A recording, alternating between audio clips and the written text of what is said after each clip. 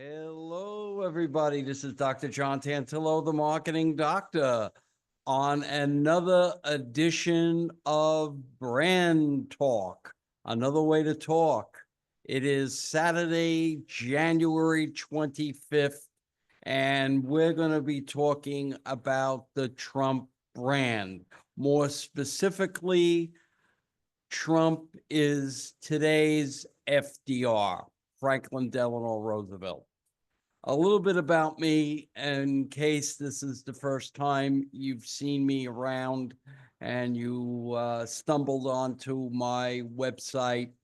And Brand Talk is where we talk about different brands, and we even talk about political brands. And today we're going to be talking about Trump derangement syndrome, TDS, and the little bit of history that I know, and as well as the psychology I know. So with that said, a little bit of background about me. I have a doctorate from Hofstra University in what they call applied research psychology. So I am a psychologist, methodologist by training, which means that what I was trained to do, and I opted out of doing that as a full-time job because it really didn't excite me, even though I was fairly good at doing this. And that is creating experiments or studies that would prove, using the scientific method, which would prove a one point of view or another. So that's my background. So one of the things that I was taught early on was the importance of being skeptical, which is something you can't say today, or you couldn't say it up to this newfound atmosphere of telling the truth, or at least saying how you feel without being shut down. People would, and my own sister said this to me, and when she said, "Johnny, are you a denier?"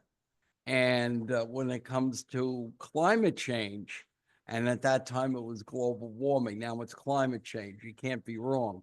So if the climate goes up, you're right. If the climate goes down, you're right. And that's missing the point. All good researchers, all right, are skeptical. And that's one of the things that I bring to the party. So my positions generally are not liberal, they are thoughtful.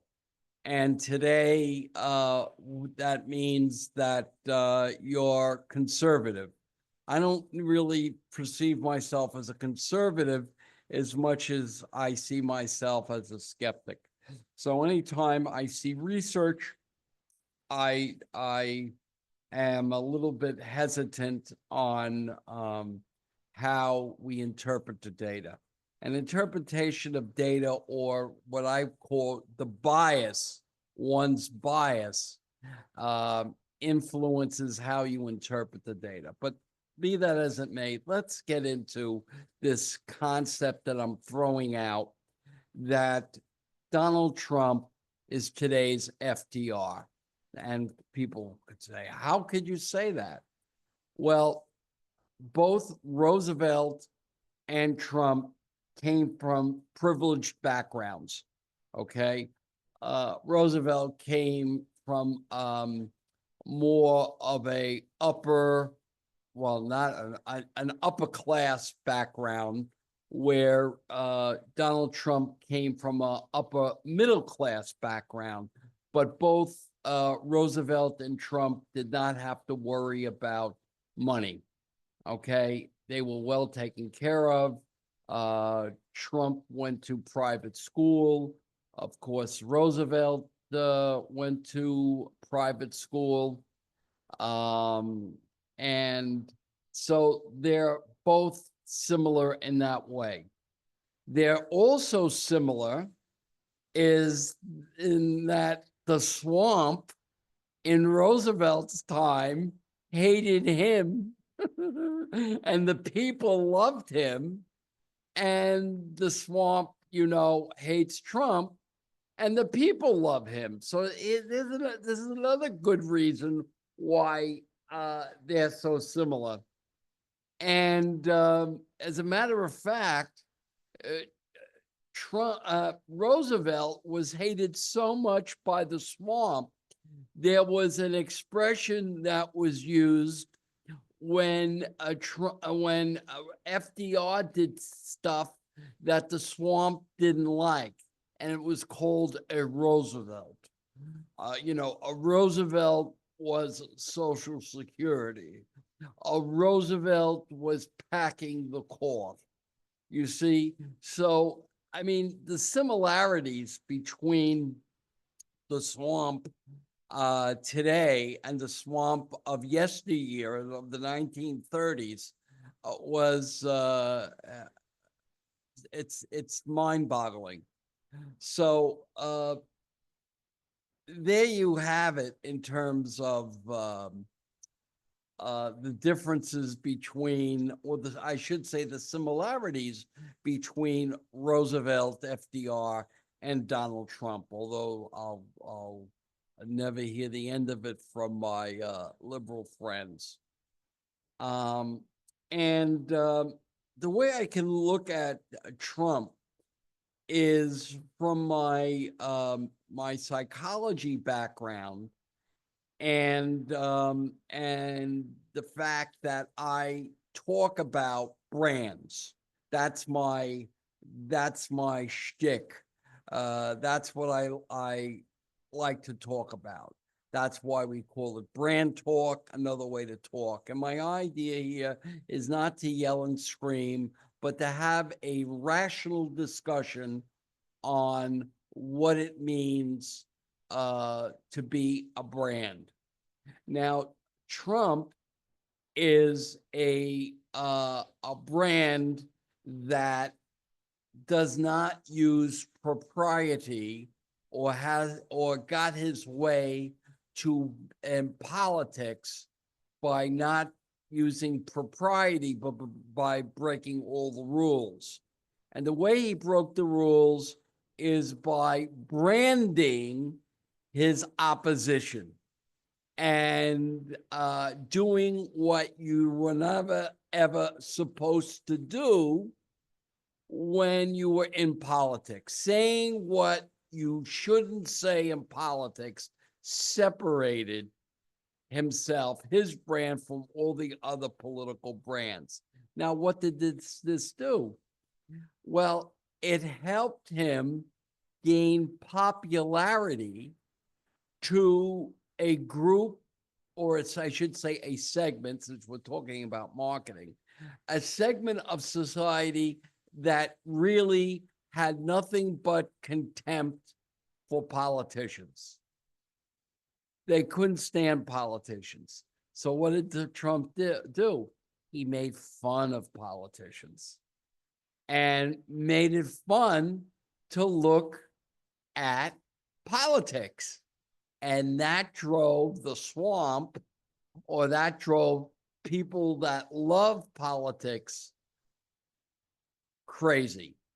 And the group that would really drive crazy are journalists, because you were basically attacking the status quo, right? You were basically making fun of their profession. And so what happens is that they attacked him, and they attacked him for the very things that politicians were known for, and that is not telling the truth. You see? So journalists would often try to fact check what he said. And you have to understand that Trump's brand is that of a salesman. He's a businessman, but he's a sales professional. And salesmen always like to exaggerate claims. All right. And they don't see that. A salesperson doesn't see that as lying, but the press, okay, or the press or the media, better yet, because the press media means both electronic as well as printed medium. So we have to use the word media. They were used to this, okay? And and a great example, you take a look at Biden of what he says and the lies. I mean, really outright lies. I will not pardon my son. Okay, I will not pardon my relative, and then he does it. Okay, he was a plagiarist. All right. Well, in the old days, when the media would be objective, they would call Biden out. That's why he had to fold his campaign 20 years prior, of which I was a fan of Biden. I like Biden. Okay. But over the years, I saw that there were a significant amount of issues that I had, as evidenced by one politician, Gates, who said in the 20 years that Biden had been in public life or in his political career, he hasn't been correct on any foreign policy issue. And he was always wrong. I mean, he was basically incompetent on so many levels. So anyway, and remember, Biden was chosen by the Democratic elders to be the alternative to Bernie Sanders, a socialist. So that was the reason for Biden being selected. So what this basically did is it made Biden take his prompts from the left. And so what we had for 4 years, an experiment with socialism, okay, in which people rejected that overwhelmingly. And if I'm an amateur historian, in the sense that I don't know everything that there is to know about history, American history. European history, forget about. I don't know anything about that. But in terms of American history, I know quite a bit. And if we take a look, if we compare this cycle to the Jimmy Carter, Ronald Reagan cycle, we find out that Reagan beat Jimmy Carter, who was much like Joe Biden. And what did we have? We had Reagan for 2 elections. We had him for 80 and 84. And in 88, we had Bush. And if Bush the senior would have played his cards right, he would have beat Clinton, but he didn't. And once again, looking at the watch at a debate, that's always a bad thing to do at a critical period. Look at your watch.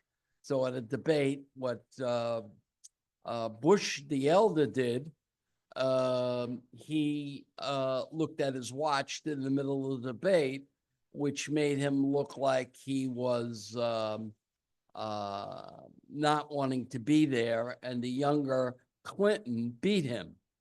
So what this tells me is that the new Republican Party, which is significantly younger in their bench than the Democratic Party, has at least a good 12 years, if they don't screw it up, of really dominating the election. And let me give some advice.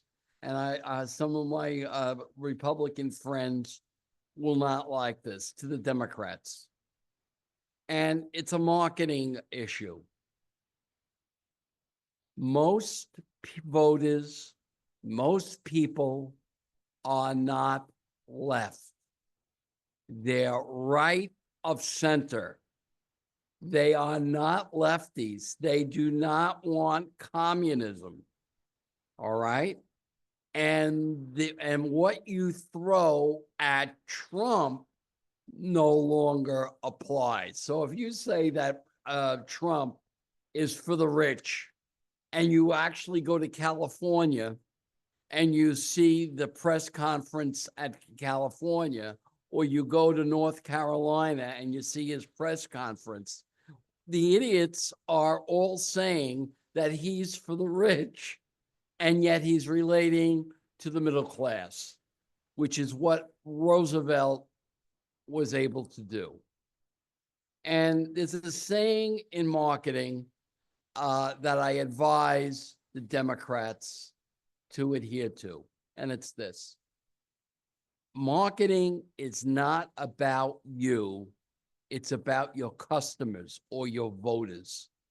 So you may have nothing but contempt for the way your voters think, but you can't tell them that. I mean, that's so dumb. When Hillary Clinton says, well, there's a group of people in this country that all they do is they worry about their religion and their guns. You can't do that. Okay? How many people are PhDs in the country? I think there are 240,000. This is nuts. And the problem is that the Democratic Party is no longer the party of the working class, no matter what the elites think. And elites today are blue-collar people like myself that got PhDs that said they had to leave the Democratic Party and become Republicans or independents, all right, because it no longer computes. Democrats today are elitists and they are globalists, all right? Think about global warming. Who cares about global warming if you're in the middle class? Okay? If you're young, you might want to jump on the bandwagon. But as soon as you find out to run your air conditioner is going to cost more, or your gasoline is going to cost more, guess what? You're no longer a Green New Deal proponent. The Democrats are now on the wrong side of the issues. Okay? Another example, abortion. Most Americans believe that it is the woman's right to choose what she wants to do with her body. Okay? In lieu of the fetus's rights or the newborn's rights, of which, to be quite honest, I agree with. Okay, I think it is the woman. That decision it's tough enough for a woman to make a decision like that, and I believe it's between herself and God, and whatever whatever decision she comes to, that's good enough for me. Okay. Whether or not God approves it, I'm not getting in the middle of that. That's between God and that individual. However, the left has taken this over and gave propaganda that Republicans are going to take away your rights to an abortion, where what the Republican point of view is just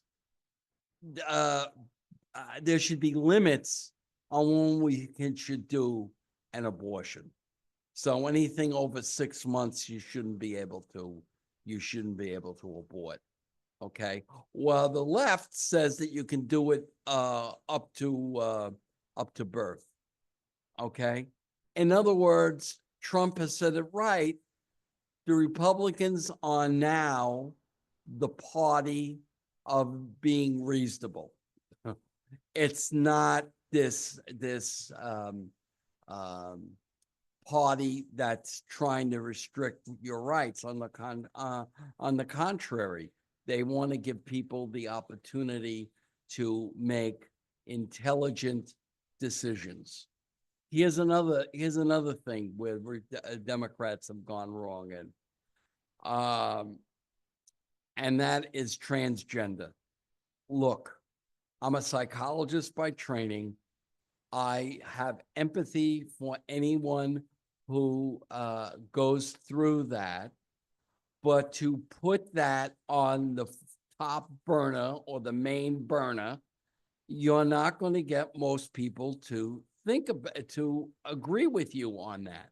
And the first thing that comes to mind is having men, okay, biological conceived men, play sports against women. It's just, I mean, most people disagree with it. Well, my solution to that is that let there be a federal law that if transgender are made fun of, okay, or criticized by anyone, if they are in the locker room of straight male sports, that that adult or that individual has to be fined or be on probation or something like that. There should be definite there should definitely be some sort of I wouldn't say punishment, but there should be some sort of accounting of you making a slur against a person who criticizes a transgender. So that takes care of it. All right. The whole idea of bathrooms. I mean, deal with it. I mean, if you have a problem with it, go to your therapist and deal with it.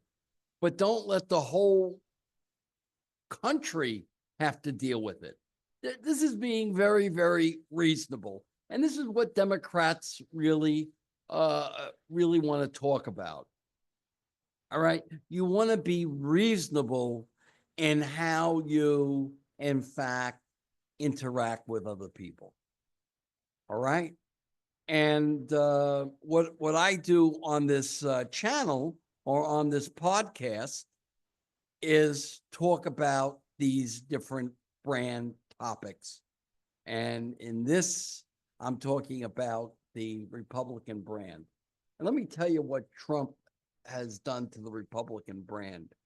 I remember about 15 years ago, I think when Obama became president, I said to my Republican friends, you got a problem. Because, I mean, Obama is so cool, and you Republicans are so unhip. You're not cool. You're uncool. All the young people are going with the Democrats. All right.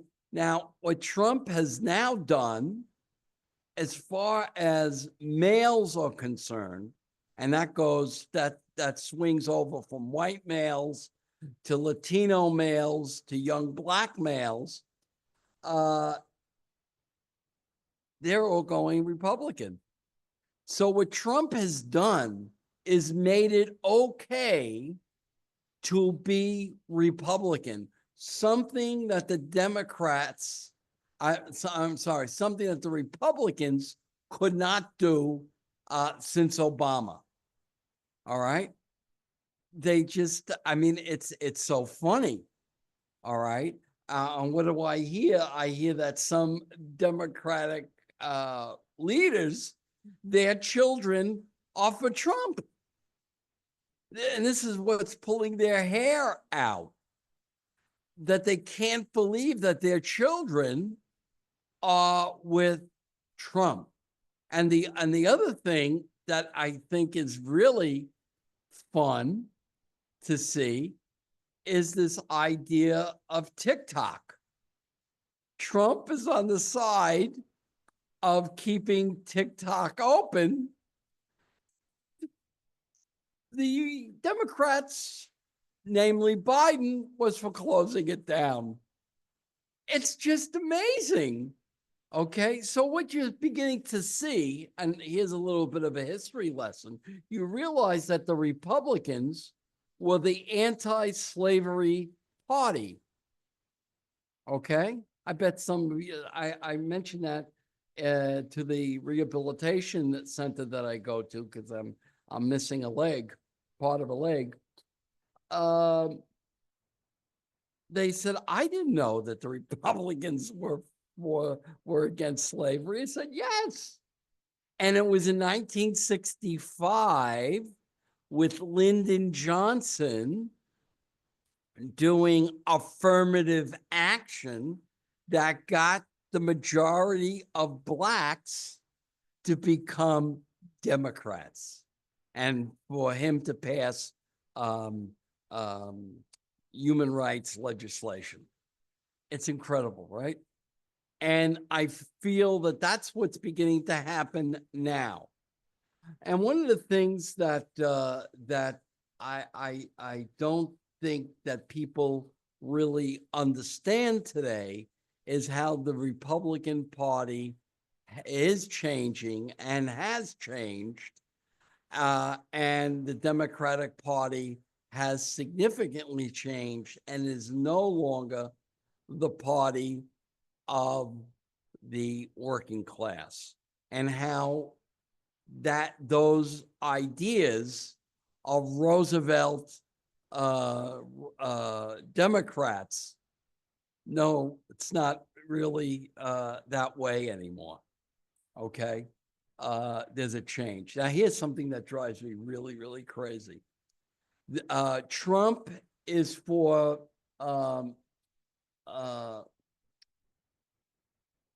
he's against what do they call them? He's against babies that were born in the United States not being citizens,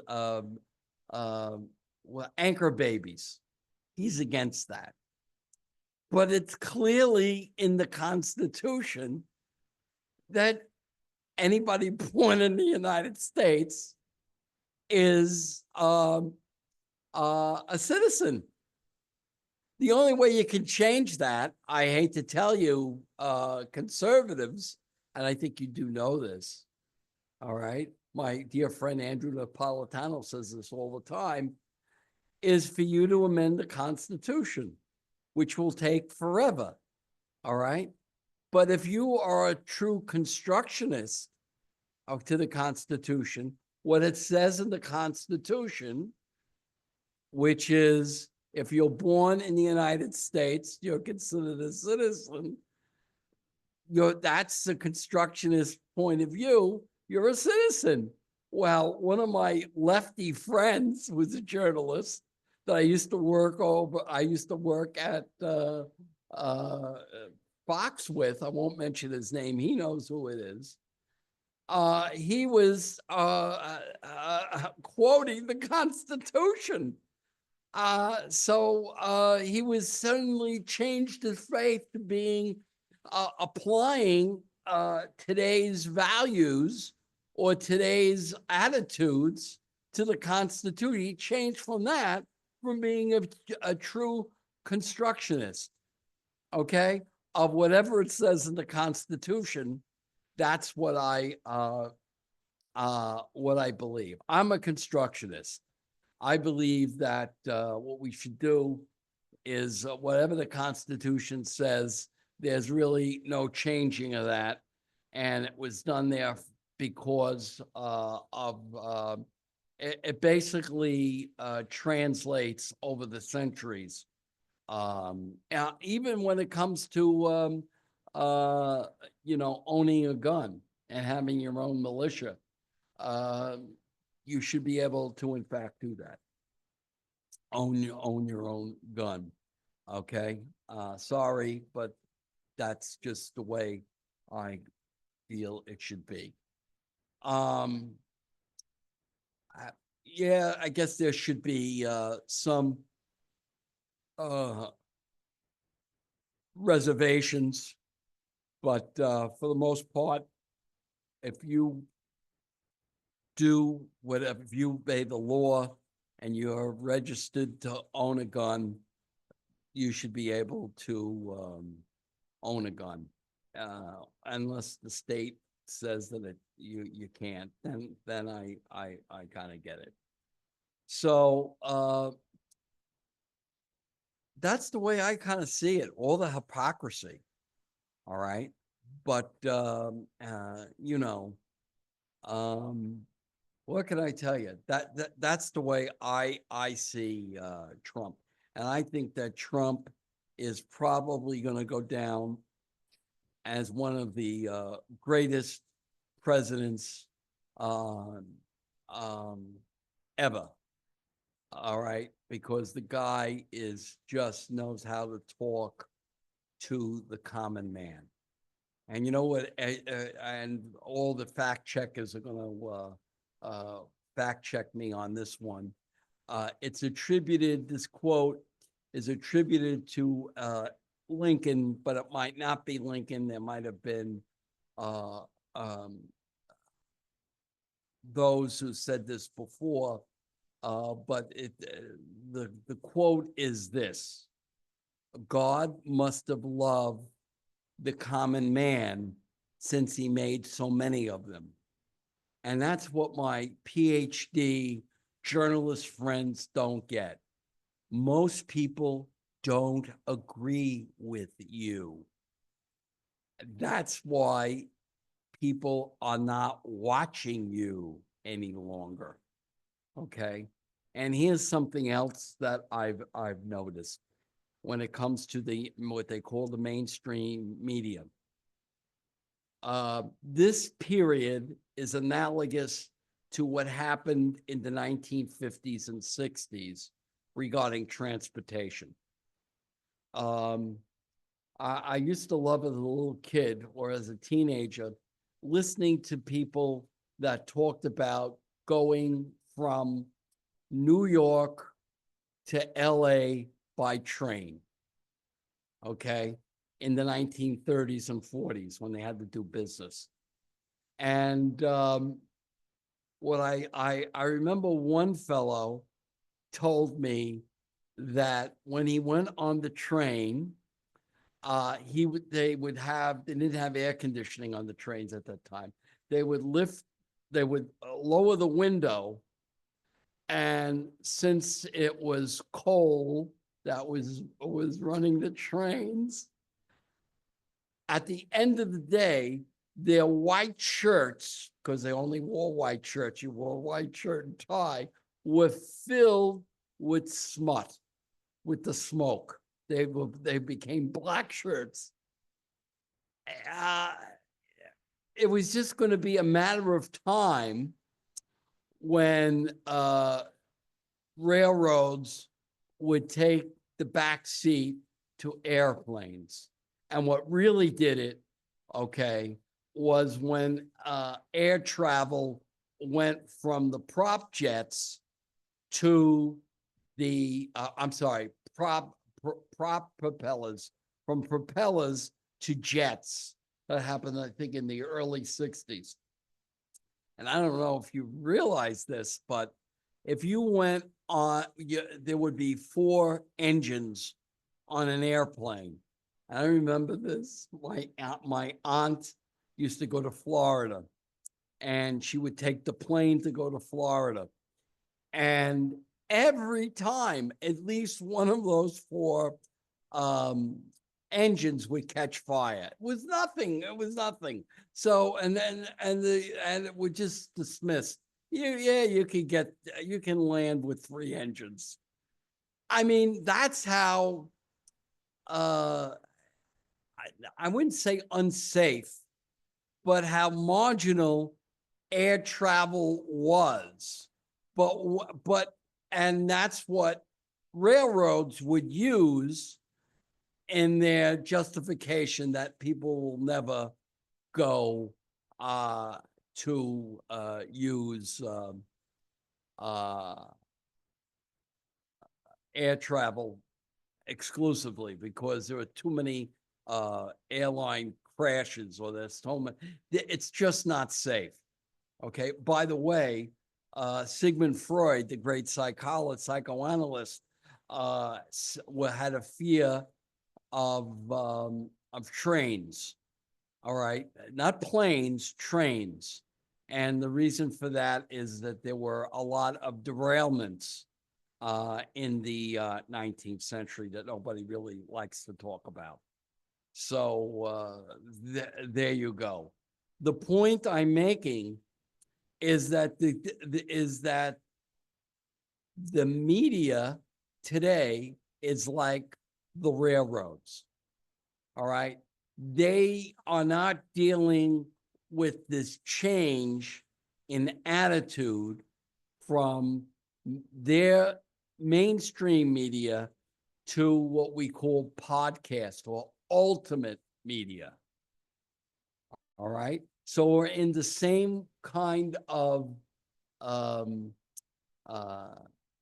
area, okay, or as they like to say, space, as we were with the railroads and the airlines.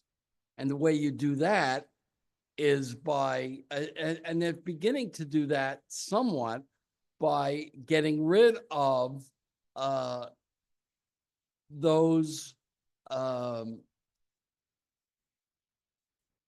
anchors or those news personalities that are not edited for their attitudes and merely present the news, but give their opinion. Okay, I don't want your opinion. I want the news, and that's the way it should be. So this is something that the mainstream media is fighting to deal with. And you're going to see less and less mainstream media playing a role in the formation of public opinion. Okay, you're going to see more podcasts and personalities from their point of view. Now, you may ask me, where do you get your information? Well, I really don't look at CNN or forget MSNBC. They're just terrible. Or CNN.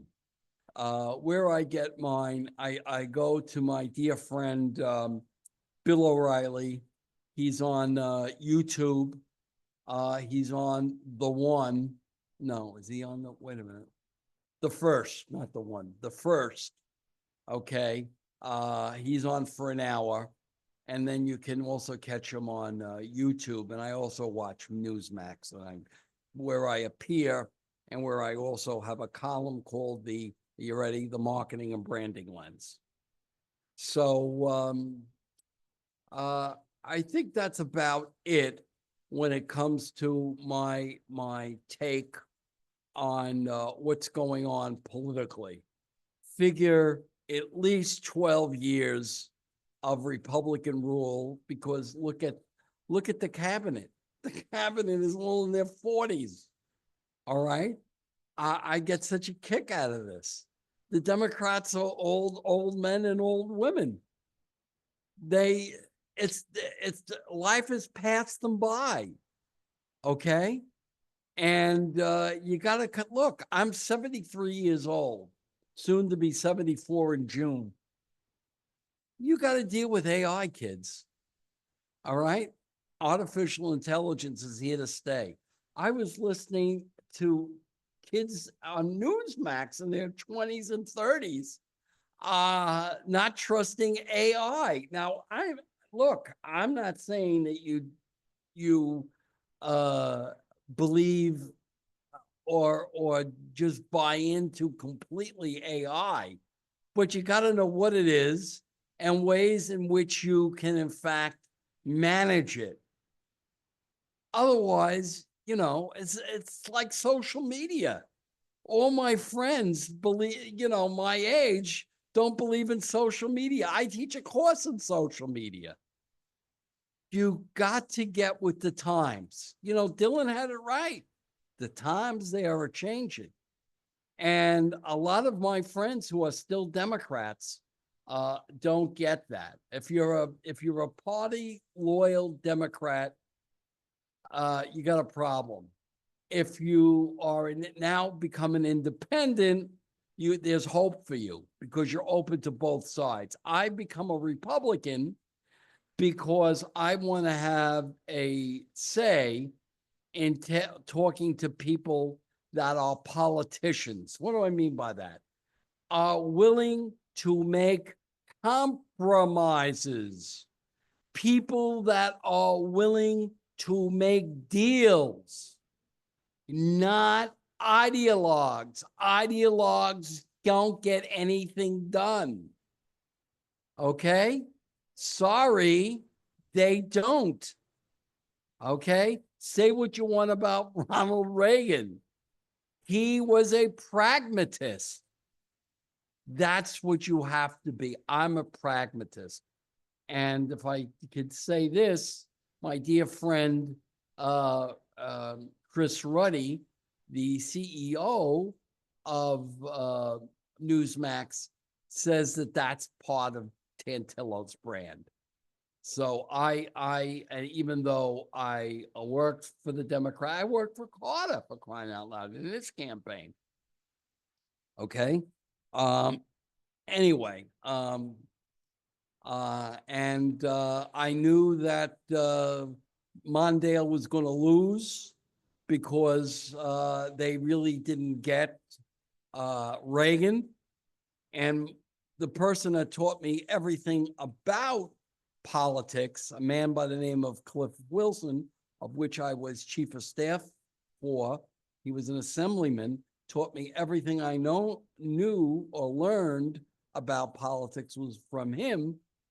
An interesting little tidbit, he didn't say this publicly, but politically he said, and privately he told me that, Trump can win this thing. This is what he said to me in 2015 before he died. Best political mind, everything I learned about politics, I learned from that man. I was chief of staff for his assemblyman office. So anyway, that's about it. So where can you find me? Well, I have a column on Newsmax. So you Google me, Google John Tantillo Newsmax, and you'll find my column called the Marketing and Branding Lens. You can also find me on YouTube. And that is John Tantillo, the marketing doctor. You can find me there. And you can look at my website, which is drjohntantillo.com. And so there are, or just Google me and you'll find out what I in fact do. I'm a professor of marketing and management at Touro University, and I love what I do. I love my students. I love teaching, and I love giving you an alternate point of view. I will not tell you what you want to hear. I will tell you, I call balls and strikes. I don't give it to you in false breaths. All right. So anyway, my delivery from Instacart just came, and I'm going to have a little bit of lunch. What I'm going to have, I don't really know yet. But anyway, I'm going to take off this this outfit that I wear. By the way, when you see me on BrandTalkk, I will always have a red striped shirt, a bow tie, and a fedora. When I do my other podcast, which is talks about me dealing with being a above knee amputee, which was caused by diabetes, that's when you'll see me in a ball cap or without a hat, or just talk about how I deal with my different issues and health issues and what you got to do to survive as a 73, 74-year-old man in this great country we call the United States of America. So, and soon to be called the Gulf of America. I love it. And it just drives them crazy. All right, so that's going to be it. Subscribe to my YouTube channel and remember to go brand yourself. Take care. TTFN. Ta-ta for now. Hope you enjoyed this. I certainly did. Bye-bye.